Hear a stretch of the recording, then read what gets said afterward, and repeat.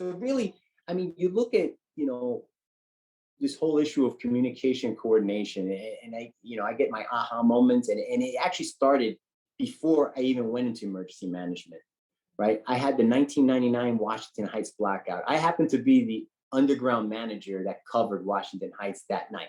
And for people that don't know what you're talking about, what was Washington Heights? What is it? Well, Washington Heights is the northernmost portion of Manhattan, and it's the network. So Washington Heights network was probably a pretty large network. It's a much lower class area. It's a very, not today, in today's world, it's not. It's Right. been built up, but back then, there was a lot of slack that we got as a result of that blackout, and it was really an explosion that occurred in the substation that fed a network. That substation actually fed a network in Manhattan and the Bronx. Nobody paid attention to the network it fed in the Bronx because it was a more affluent network, but they focused on the Washington Heights.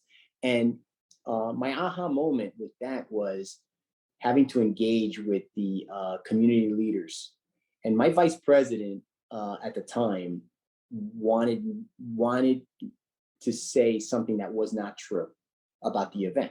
And I took a great exception to that. And I got pretty upset. And I actually told him that, no, that's wrong. And I would be remiss if I would allow something being said like that in my presence, or even not even in my presence. You're not saying the truth. Right. So he basically said, okay, you're going then, and you'll explain it to them. And I said, I'm fine with that. So I sat down with the community leaders, and I explained what happened, and they were fine. They understood. They weren't happy, but they understood. So that was my first aha moment about dealing with people, and I didn't know them. So I sat down with the government relations people quite extensively before I met with them to kind of understand who's the key person I should be talking to. I should speak to everybody, but who's the key person? So it was a very, really pivotal point in my career about dealing with outside entities. And why was that important? What did that prevent? Had you not? I think if I would have not told the truth, we would have been smeared even worse as a result of that event. And I felt that I'd rather say the truth than deal with the dominoes the way they fall, the way it was, because I wasn't going to say the untruth. I had to say the truth.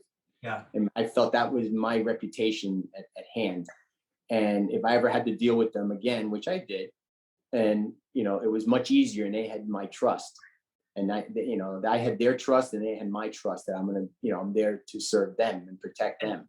Do you think, and this happens with government and industry, do you think people are just being dishonest, or are they just afraid to tell the truth? It's fear. No, it's all. I don't think people are dishonest. I just think they're afraid to tell the truth, and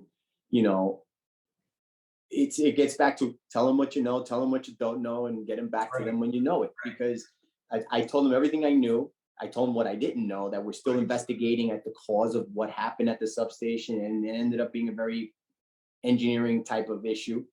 And we ended up replacing hundreds of them at other substations because to avoid other potential fires. And it basically said, it cleared out. You survived. There's repercussions as a result of that. We dealt with Mayor Giuliani at the time, and the pressures around that, and that's what it was. Right.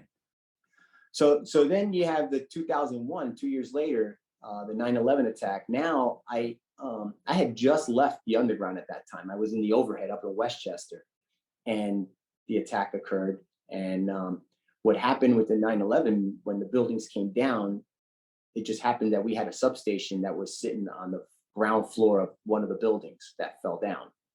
So we ended up having to de-energize that substation. We took out about 6 networks that were fed through those substations. And we did it before they got damaged, but the substation got demolished. So we had to put those 6 networks off of other networks. So we basically had to lay cables across the road from various networks and extend it out.